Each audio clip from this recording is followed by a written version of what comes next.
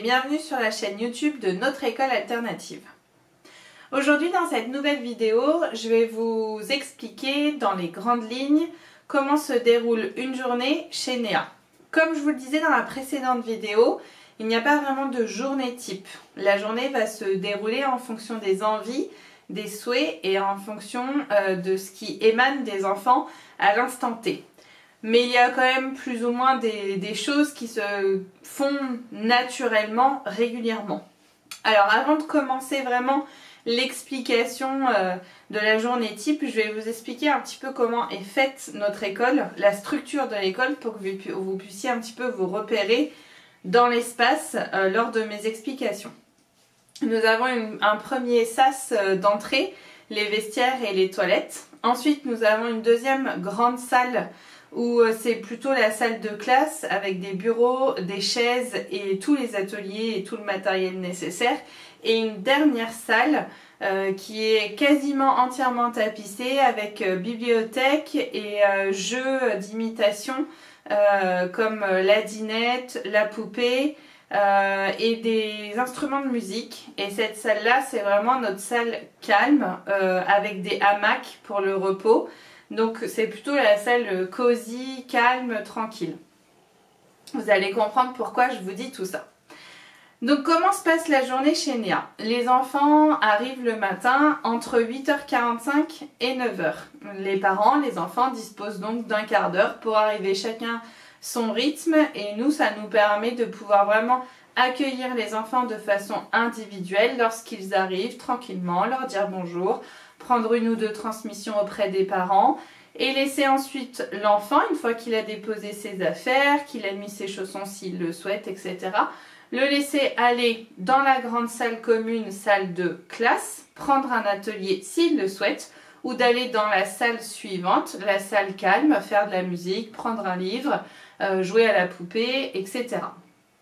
Et c'est souvent d'ailleurs très naturellement que les enfants se dirigent vers cette salle-là, la salle calme, la salle cosy, pour pouvoir se retrouver et qui commencent en attendant les copains à jouer à des jeux de groupe, à des jeux collectifs, tranquillement pour se retrouver après cette petite pause. Donc c'est naturellement que nous aussi nous allons vers eux et ensuite commence le rassemblement collectif. Donc voilà, je ne sais pas si c'est le rassemblement collectif qui fait que les enfants ont pris ce pli naturellement ou l'inverse, mais en tout cas ça se passe comme ça. Donc le matin, ils sont déjà de toute façon tous rassemblés ou presque et donc on fait une petite météo des humeurs pour savoir comment tout le monde va. Et on présente un petit peu ce qui va se passer dans la journée si par exemple il y a des interventions ou alors on leur demande un petit peu ce qu'ils ont envie de voir, ce qu'ils ont envie de faire, comment ils se sentent à l'instant. Et si une des trois personnes, donc Gaëlle, Mélanie ou moi, si on a vu quelque chose la veille, si on a trouvé un petit jeu éducatif, quelque chose d'agréable, on le présente aux enfants.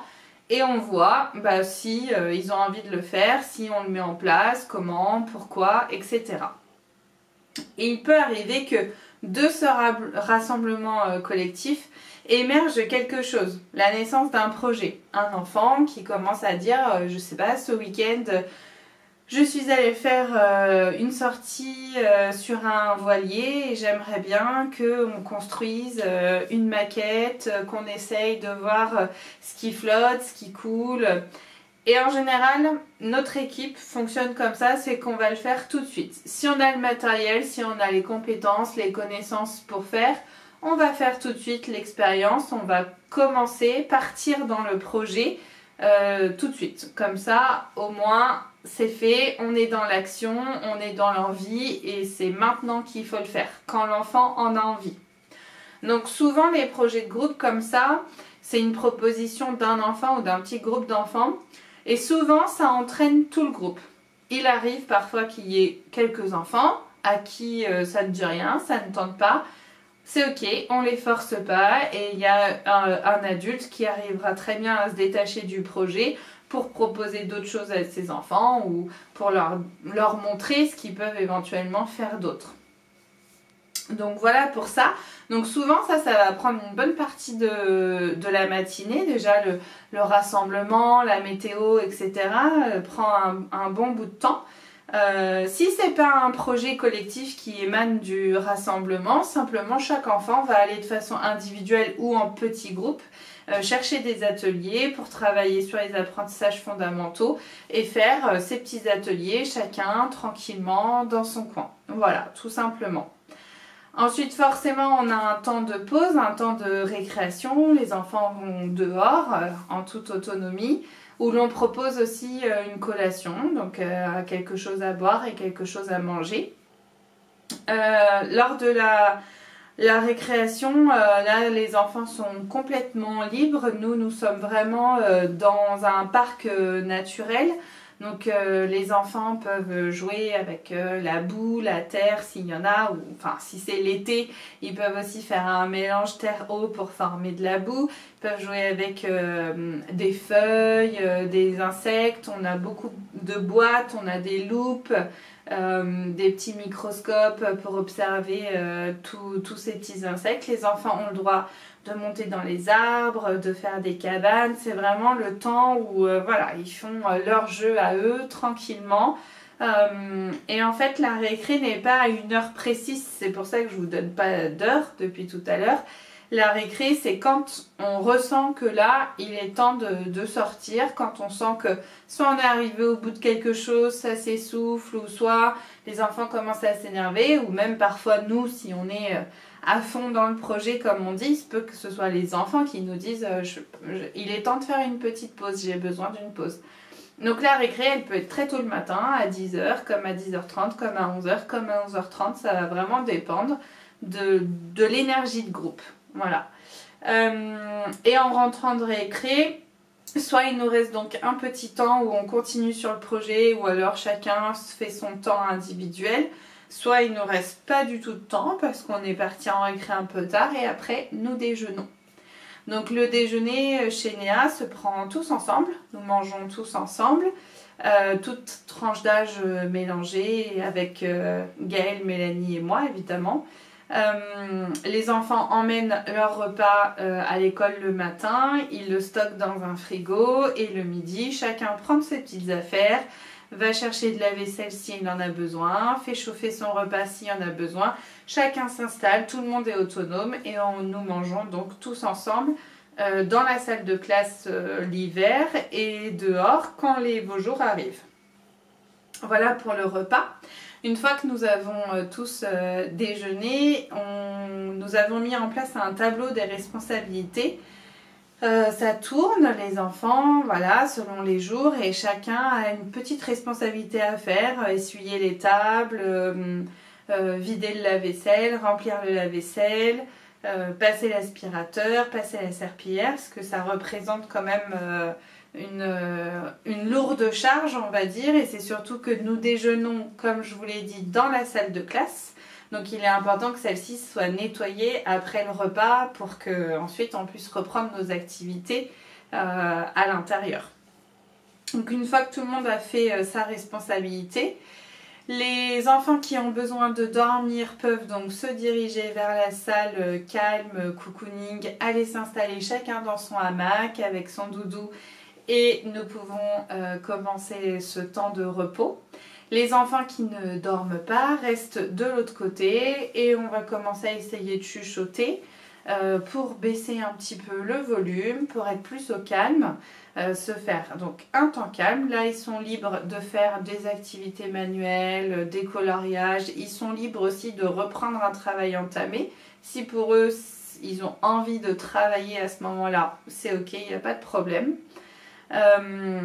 Voilà, on respecte le calme pour que les plus petits puissent s'endormir. Et évidemment, s'il y a un enfant grand qui a besoin de repos, il va de l'autre côté, il se repose sur un petit matelas. Voilà.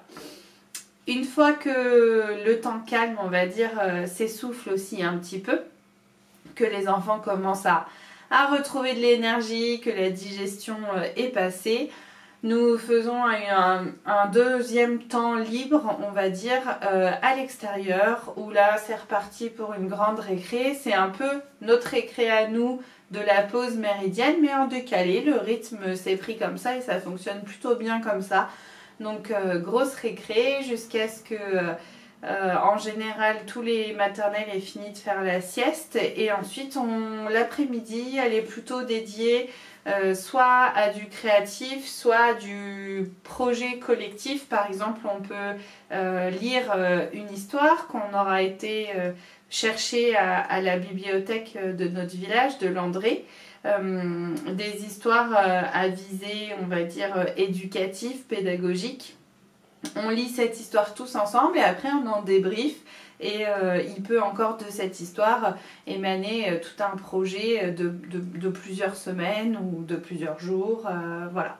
Donc l'après-midi ça va être plutôt ça, artistique, le journal de l'école, chacun un petit peu son petit projet ou du collectif ou du petit groupe. Mais c'est pas du tout la même dynamique le matin que l'après-midi, même si là ça peut paraître être la même chose, ça n'a rien à voir. L'après-midi c'est quand même beaucoup plus relax, beaucoup plus tranquille. Ça y est, les enfants se sont posés, voilà. Et ensuite vient l'heure du goûter. Nous prenons un petit goûter tous ensemble, goûter fourni par l'école. Et en général, c'est le moment de demander aux enfants comment ils ont trouvé leur journée, est-ce qu'ils ont apprécié, faire un petit bilan de la journée avant qu'ils retournent tout simplement chez eux. Donc voilà vraiment dans les grandes lignes comment se passe une journée chez Néa. Ça peut vraiment dépendre. Dans de prochaines vidéos, je vais essayer de capter des moments en fait de vie à l'école pour pouvoir justement les publier. Des moments d'apprentissage, des moments de temps libre, des moments de projet collectif, des moments de réflexion. J'essaierai de capter des petits moments comme cela et les publier sur la chaîne YouTube. Si vous avez des questions, n'hésitez pas à les mettre en commentaire, j'y répondrai avec plaisir. N'hésitez pas à vous abonner à la chaîne et activer les notifications pour savoir lorsque l'on publie une nouvelle vidéo. Merci à tous, au revoir.